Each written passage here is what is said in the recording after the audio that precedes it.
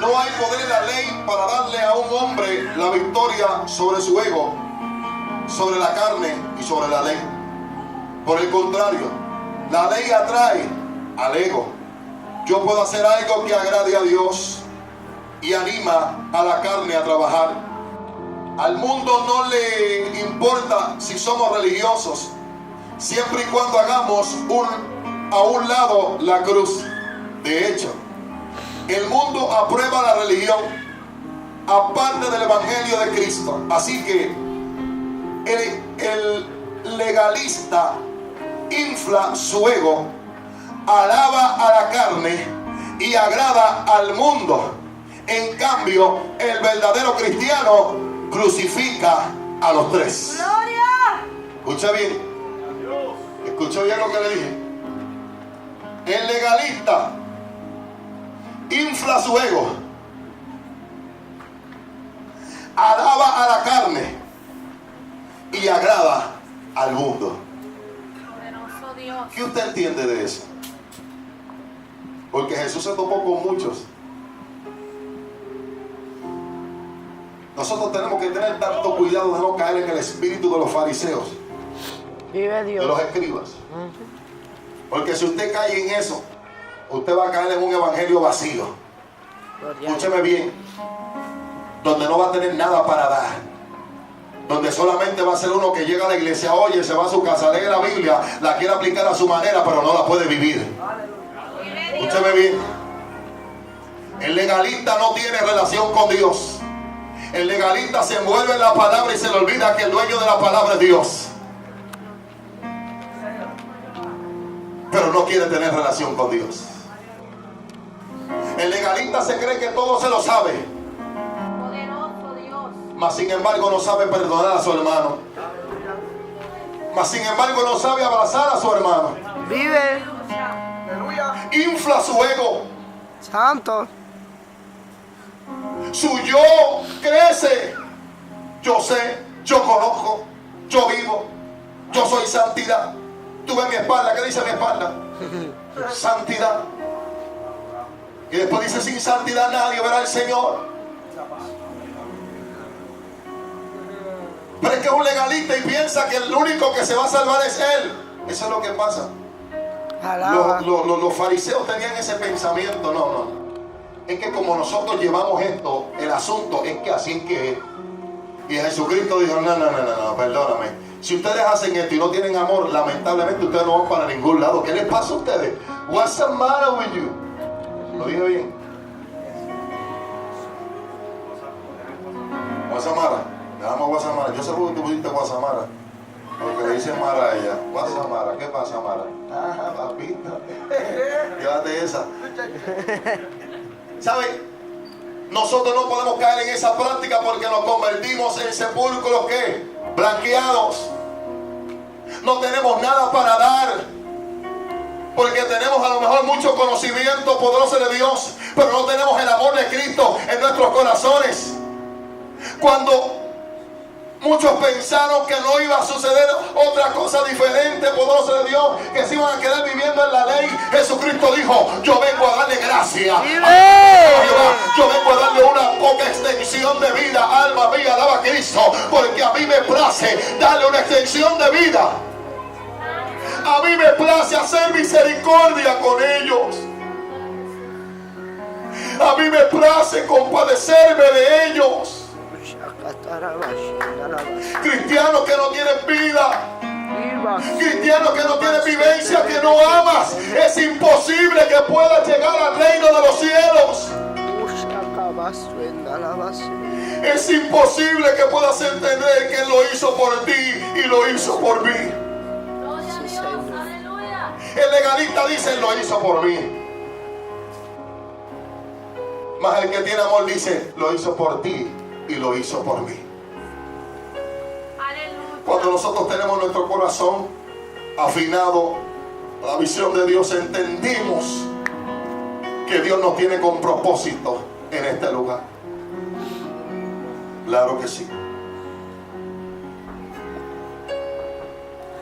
Pablo conocía el propósito de la cruz. Escuche bien, escuche esto.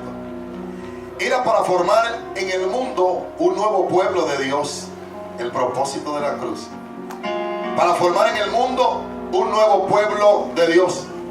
Por siglos la nación de Israel había sido el pueblo de Dios y la ley su modo de vida. Todo esto era preparación para la venida de Cristo Jesús, y eso lo vemos en Gálatas capítulo 4 versículos del 1 al 7. Ya que Cristo había venido y terminado su gran obra de redención, Dios había hecho a un lado a la nación de Israel y comenzado en el mundo una nueva creación y una nueva nación. El Israel poderoso de Dios que estamos hablando del pasado era el Israel, aquel creído poderoso de Dios que se enojaba con Dios, se quejaba en el desierto, aún habiendo visto poderoso de Dios cómo Jehová les daba provisión, cómo los alimentaba en medio del desierto, cómo los sacó de un lugar de esclavitud y los llevaba hacia una tierra prometida. Aún conociendo todo eso, no respetaban al maestro. Escuche bien, no respetaban a Jehová, se quejaban ante el líder para que el líder fuera y se presentara ante Dios. Pero cuando sucedió lo que la cruz del Calvario, Pablo dijo: oh, ahora yo entiendo el propósito por el cual esto sucedió. Mi alma te adora, Cristo. Ahora yo entiendo, en aquel entonces él había pactado con el pueblo de Israel y lo hizo su pueblo y lo iba a defender costara lo que costara, poderoso de Dios, aún hasta haciendo las cosas mal. Escuche bien, él mataba en el desierto a todos los que estaban con la chismosería, con la quejera, con el aguante, con la murmuración, con todo eso. Si no, vaya a la historia y léalo. Poderoso de Dios, los mataba y dejaba a los menores que siguieran fluyendo, porque los menores estaban envueltos en el temor, en el anhelo de querer ver algo nuevo, poderoso de Cristo. Aleluya. ¡Qué bueno Dios! Aleluya. Lo postrero siempre va a ser mayor que lo primero. La palabra me dice que la gloria postrera será mayor que la primera. ¡Gloria a Dios! Que los últimos serán ¿qué? Y ya, ¿usted no entiende todavía? ¡Aleluya! Nosotros somos bienaventurados ¡Gloria a Dios! porque hemos creído sin haber visto. Alma mía, alaba a Jehová. Cuando tú te metes en esa línea, poderosa de Dios, y entiendes que eres bienaventurado, y dice, el bienaventurado en la palabra griega significa supremamente bendecido. Cuando tú entiendes que eres supremamente bendecido por lo que sucedió en la cruz del Calvario, es porque tú chocaste con la cruz. Chocaste con la cruz. Mi alma te adora, Jehová. Por eso Pablo dijo: ya no vivo yo, mas vive Cristo en mí. Todo lo que antes hacía, ya no lo hago. Ahora hago lo que Dios quiere que yo haga. El que mataba, ya no mata más.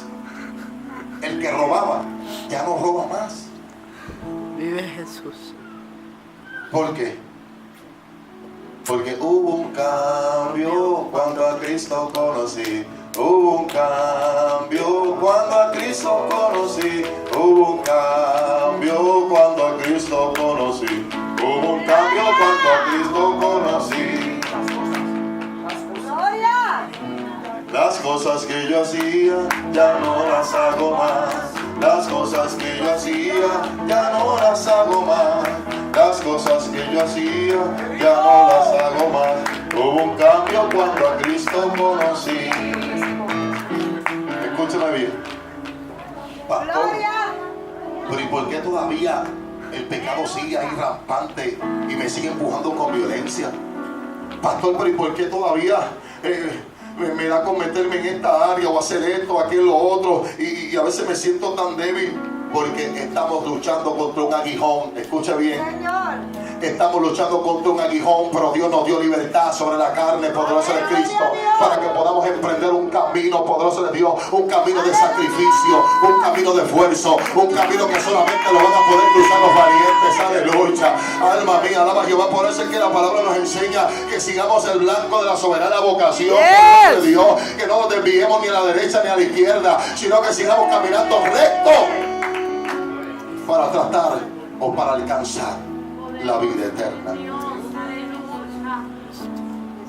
Lo hizo por ti y lo hizo por mí.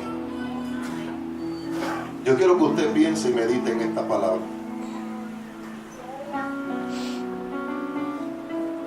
Gracias. Según Pablo insistía con los Gálatas, y insistía en cada una de sus cartas de hablar de Cristo. Yo quiero que usted como iglesia hable de Cristo donde quiera que se encuentre. Hable del poder de Dios. Hable del poder de la cruz. Hable. No deje que el tiempo siga pasando. Posiblemente en la semana vienes a hablar de Cristo una o dos veces nada más y no haces nada más. ¿Y qué sucede luego? El poder de Cristo te va a garantizar que alguien va a ser transformado. Hablar de lo que sucedió en la cruz del Calvario te va a garantizar de que alguien salga quebrantado a tu lado y entienda que Dios llegó a tiempo.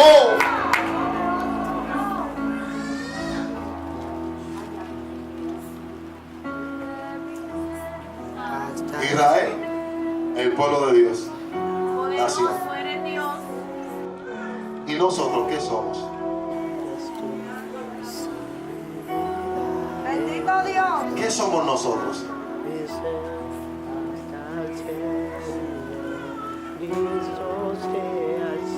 ¿Qué somos nosotros, iglesia? Yo no escuché a Josué, el cuerpo. Escuche bien. Mire, si usted y yo tenemos una bendición grande. Israel fue el pueblo de Dios y usted y yo somos parte del cuerpo de Cristo. Somos la iglesia. Somos la novia. Escuche bien. No por el hecho de que hayamos llegado más tardecito, no signifiquemos nada para Él. Cuando Él entregó su vida en la cruz del Calvario, pensó en ti, pensó en mí. Por eso lo hizo por ti, lo hizo por mí. Yo no sé lo que esté pasando o lo que haya pasado esta semana, pero yo te estoy diciendo hoy que Jesús lo hizo por ti, lo hizo por mí, lo hizo por amor. Porque Él sabía que lo que estás enfrentando hoy se iba a presentar a tu vida. Él quería que tú tuvieras la fuerza, Él quería que tuvieras la valentía y entendieras y reconocieras que Dios te ama.